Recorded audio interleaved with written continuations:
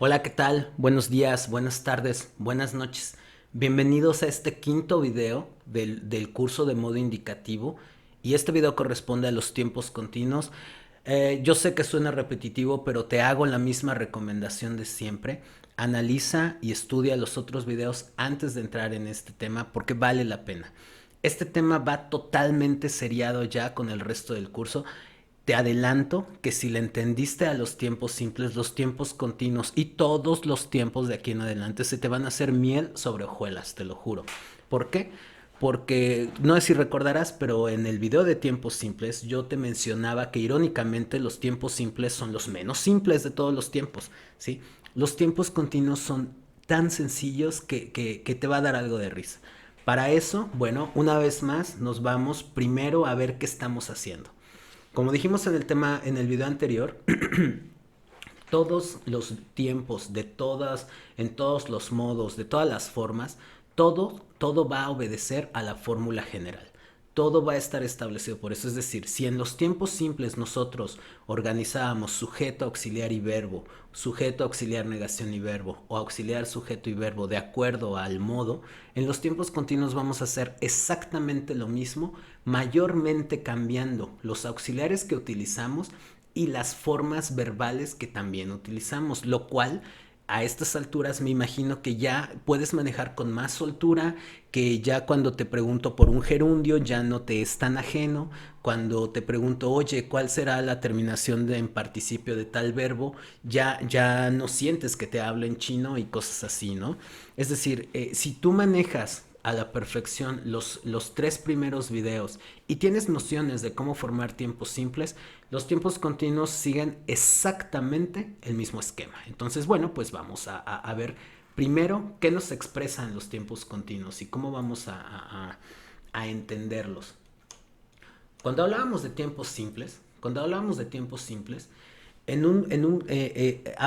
que eran tiempos instantáneos. Yo como, yo canté, yo bailaré, que son tiempos que sin importar lo que representen, van a ser escritos de forma instantánea. Con los tiempos continuos, la cosa es un poquito diferente, pero tampoco es tan diferente.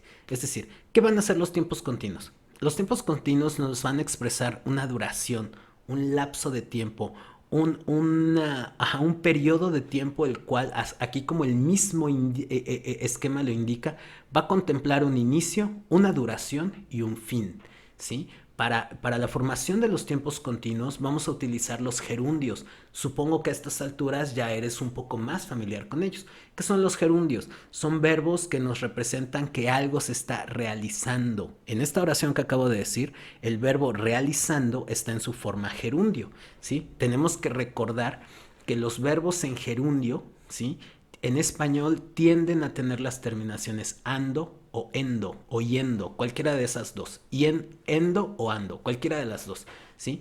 Y en inglés, los verbos en gerundio tienden a terminar todos, absolutamente todos, en ing. Y una vez más, así como cuando veíamos los tiempos simples y decíamos que sin importar de lo que estemos hablando, cada uno de ellos va a poderse dividir en presente continuo, pasado continuo o en el caso anterior presente simple, pasado simple. Cada uno de ellos va a tener su auxiliar o auxiliares, ¿sí? Aquí va a ser exactamente lo mismo, ¿sí? Exactamente lo mismo. Va a haber una excepción como en los tiempos simples. No sé si recuerdan que en los tiempos simples teníamos la forma con auxiliar y sin auxiliar. En los tiempos continuos introducimos un elemento nuevo, ni tan nuevo porque ya lo vimos antes, que son los auxiliares compuestos. Si recordarás bien, si no, échale un ojito al video 2, ¿sí? Pero si recuerdas, ¿sí?, los auxiliares simples eran aquellos los cuales únicamente estaban compuestos de una palabra, mientras que los auxiliares continuos o compuestos, perdón, son aquellos que tienen dos o más palabras, como en este caso will be, will have o will have been, ¿sí? En este caso vamos a incorporar a nuestro primer auxiliar compuesto y vamos a ver cuál es esa excepción. Suele ser lo más difícil de entender con relación a esto, ¿sí? ¿Cuáles son los auxiliares compuestos y qué nos representan?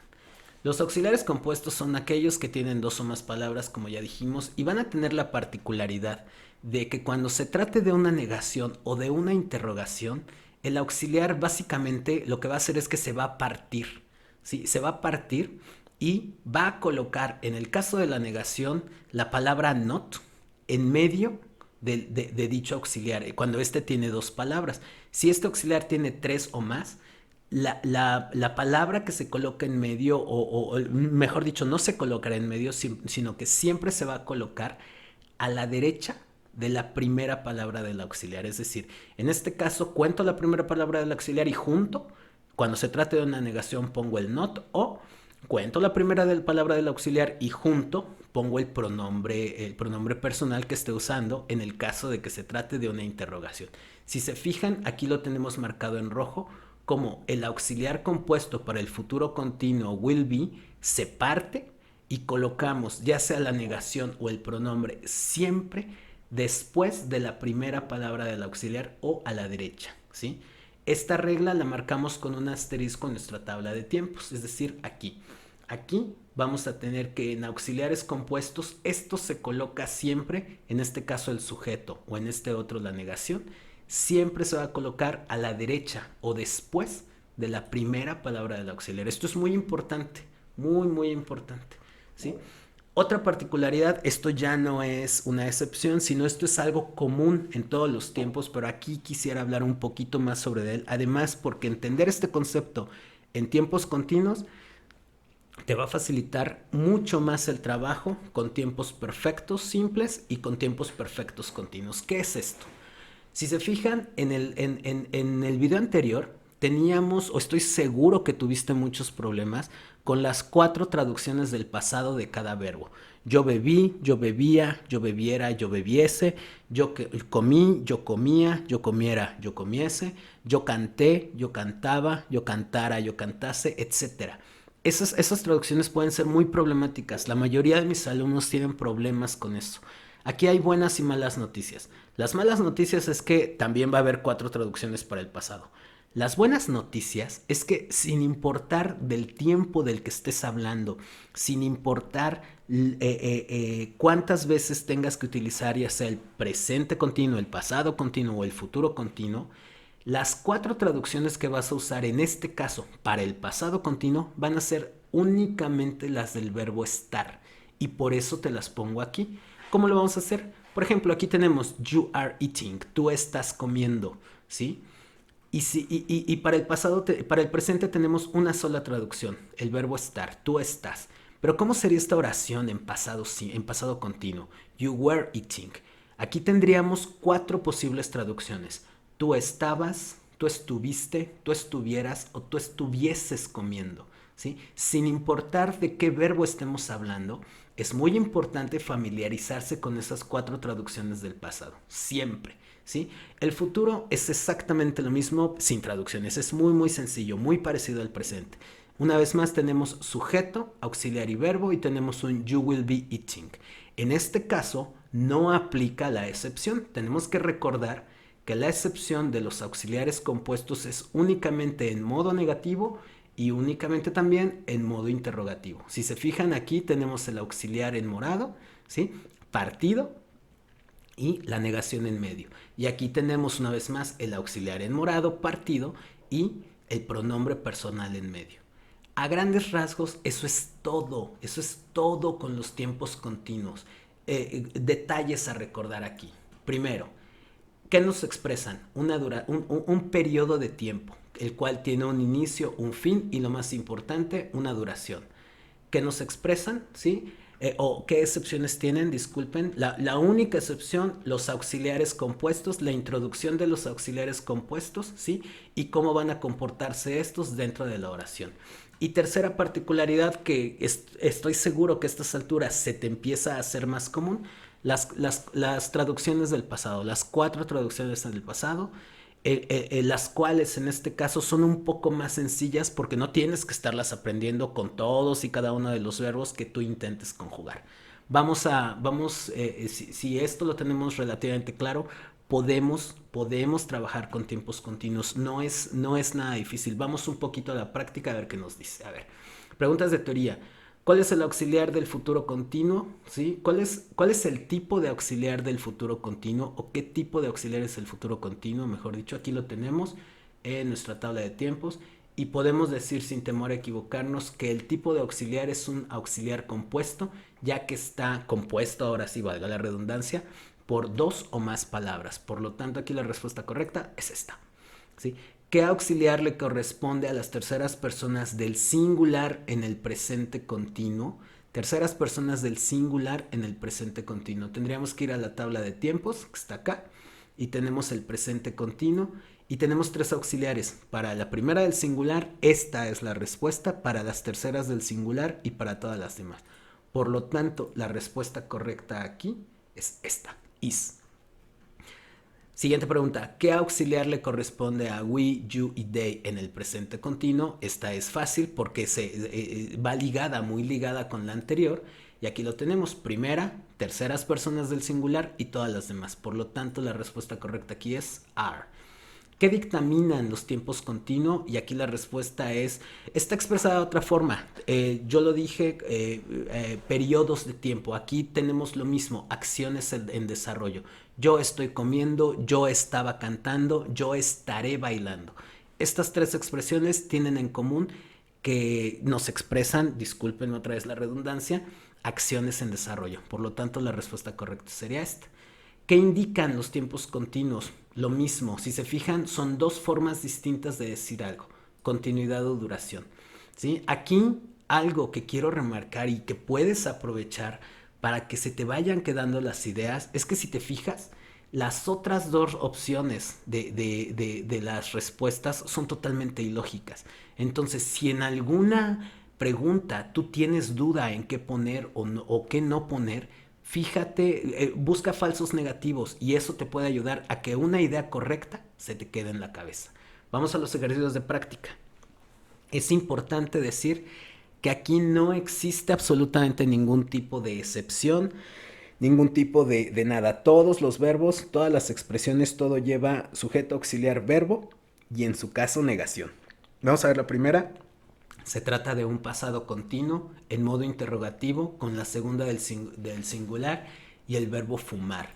Al ser un pasado continuo, tenemos que usar, y tratarse de la segunda del singular, tenemos que ver qué auxiliar le corresponde. En este caso sería este, pasado continuo, was o were, pero was sería para la primera y terceras del singular, mientras que were sería para todas las demás, y por lo tanto la respuesta correcta sería aquí un were, you, y el verbo en gerundio. Es muy importante el verbo en gerundio, smoking, ¿sí? Una vez más, lo que podría costarnos, y obviamente al ser un modo interrogativo, disculpen,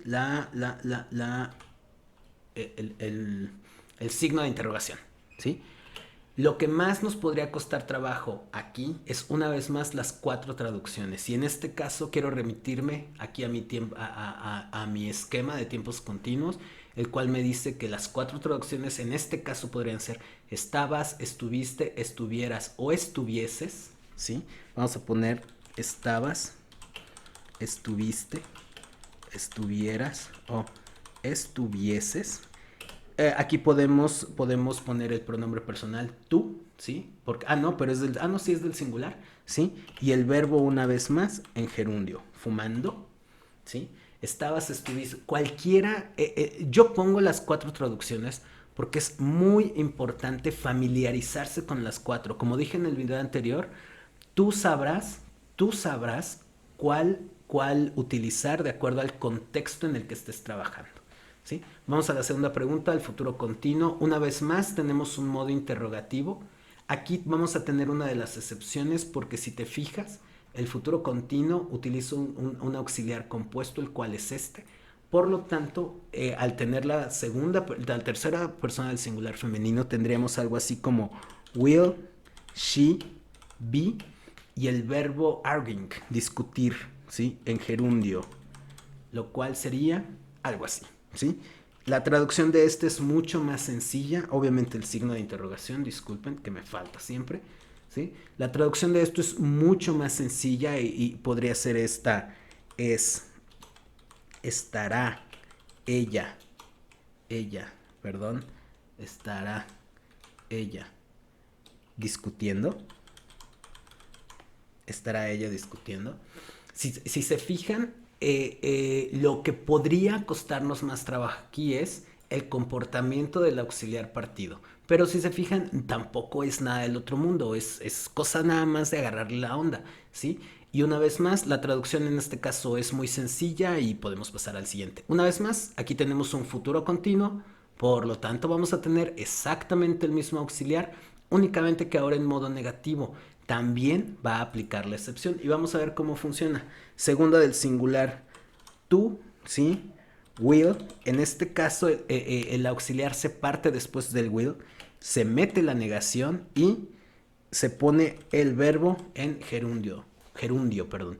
You will not be vending, ¿sí? ¿Cómo interpretamos esto?